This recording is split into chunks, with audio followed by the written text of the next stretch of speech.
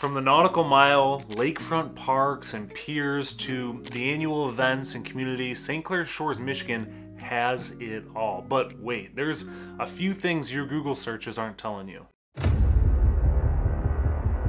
St. Clair Shores, Michigan, for those of you that don't know, is located in Macomb County, 15 or so miles north from Detroit, hugging the eastern Metro Detroit coastline of the one and only Lake St. Clair.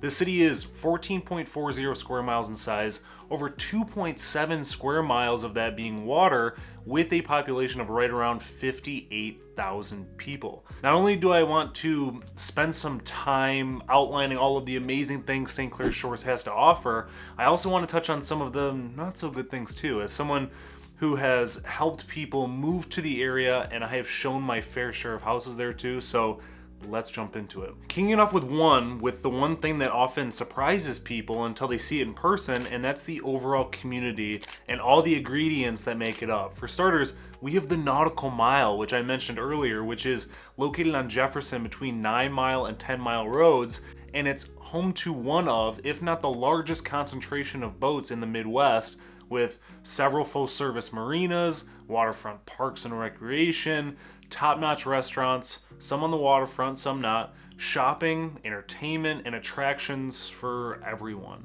It's really one of those places when I drove through for the first time a long time ago thinking, what the heck is all of this? Because as a Michigander, if you go to cities just outside of Detroit, some of them tend to lack offerings because you can just drive a few minutes and take advantage of Detroit's amenities. That's not the case here in St. Clair Shores, but it's nice to have that luxury of being nearby. The Nautical Mile is just a cool stretch in itself, but then you throw some of St. Clair Shores events right on top of that, like music on the lake, fireworks extravaganza, chamber concert series, the Downtown Social District, which I've been to a few times, where they shut down the street and have food trucks, music, and the ability to walk around with drinks, as well as farmers markets, dog days of summer, Pride March, and Memorial Day Parade. On top of that, every time I visit there, I have the ability to try a new restaurant because there are just so many options available, so much so that back when I made the video about the Grosse Points, I'll link that in the description if you haven't seen it, I promise,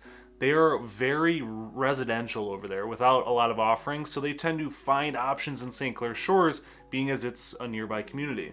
You have places like Watermark Grill, which I've been to several times, Zeph's Dockside, Mike's on the Water, Waves, Shorts Inn, Copperpenny, Brunch with Me, Gilbert's Lodge, Charlie's, Lacavoli's, if I'm pronouncing that correctly, Hook, Baffin Brewing Company. There's just so many places. I don't have enough time to rattle them off to you, but I will include the events page and a few places to check out in the description. And since getting ice cream is extremely overwhelming there because there's an ice cream place every quarter mile, it seems like, Modern Cone is a family-owned place that I go to every single time I'm in the area.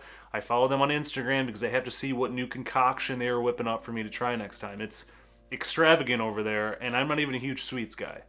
Despite St. Clair Shores having the events, the options, the parks, the waterfronts, my only complaint, or caveat I should say, and I wanted to make sure I brought this up, is St. Clair Shores doesn't really have that small town feel. The bulk of the offerings are along Jefferson Avenue, which is a 4-lane road with a 5th turning lane at times.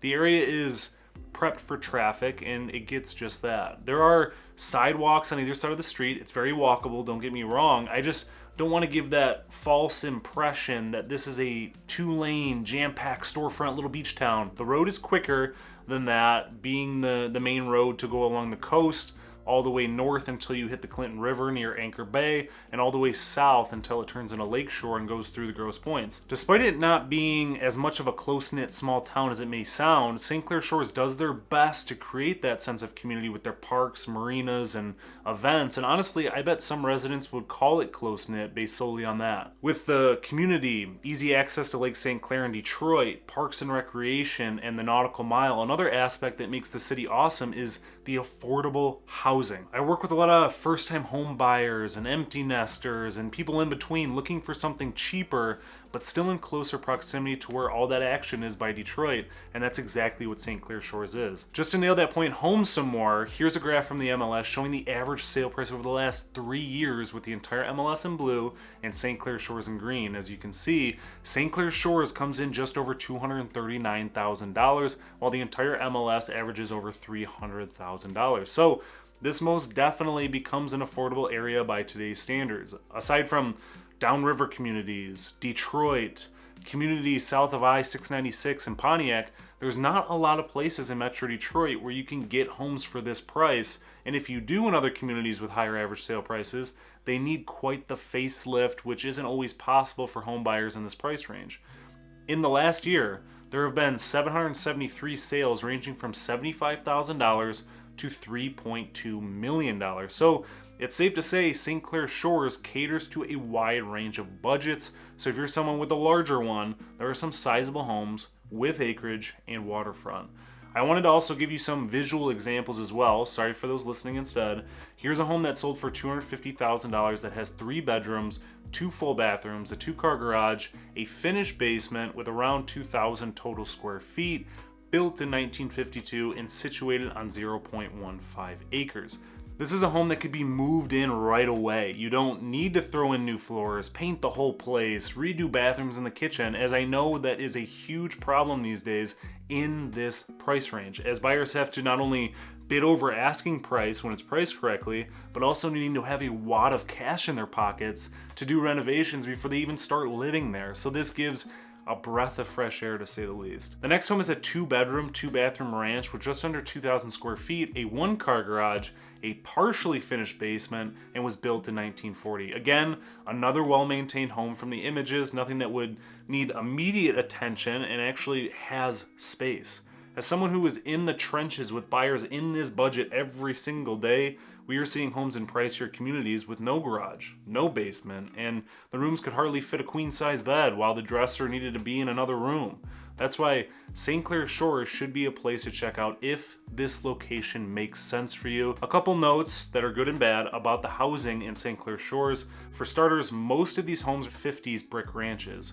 As someone who helps people with new construction, if you asked me if I wanted to go new or 50s ranch, I'd go 50s ranch, assuming other aspects and utilities were updated, of course, just because the construction was so much better back then than it is now. The phrase, "they don't make it like they used to," is one that fits into this situation because it's so true. These houses have stood the test of time and won. On the other hand, most of these homes and neighborhoods are put on very small pieces of property. Let's think 0.14 or 0.17 acres.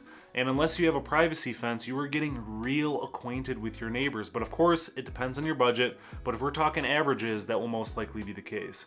These neighborhoods have houses that are spaced out by a driveway with a width of 1 car. Many of the homes have detached garages that are set back behind the home just to give more space, so you squeak past your house and your fence, if you have one, to get into your garage.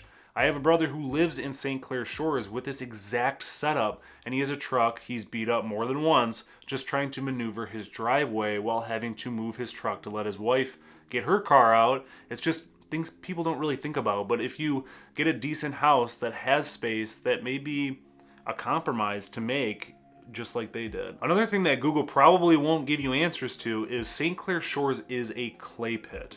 The ground, the soil, it's all full of clay, which is nice for sculptures, but it's not nice when it rains because clay doesn't soak up rain very well, so you'll see wet spots, mushy lawns for days and days after a hard rain. And worst case scenario, the water isn't being redirected from the home correctly, and you're seeing wet basements, the need for sump pumps, and French drains to redirect the water away from a house. It's not uncommon to see sellers' disclosures state that they have had water in their basement because clay soil swells when wet and shrinks when dry, which can cause foundation movement and structural issues if not taken care of. But don't let this scare you away from buying a home in St. Clair Shores. Just keep it in mind when looking at homes. Walk around the yard, look at the disclosures, see if they put any preventatives in place, etc. Another aspect to consider are the property taxes, which I shove down your throats every single video when talking about communities because it's so important for your affordability in Michigan. St. Clair Shores is served by 4 different public school districts. We have Lake Shore, Lakeview, L'Anse Creuse, and South Lake.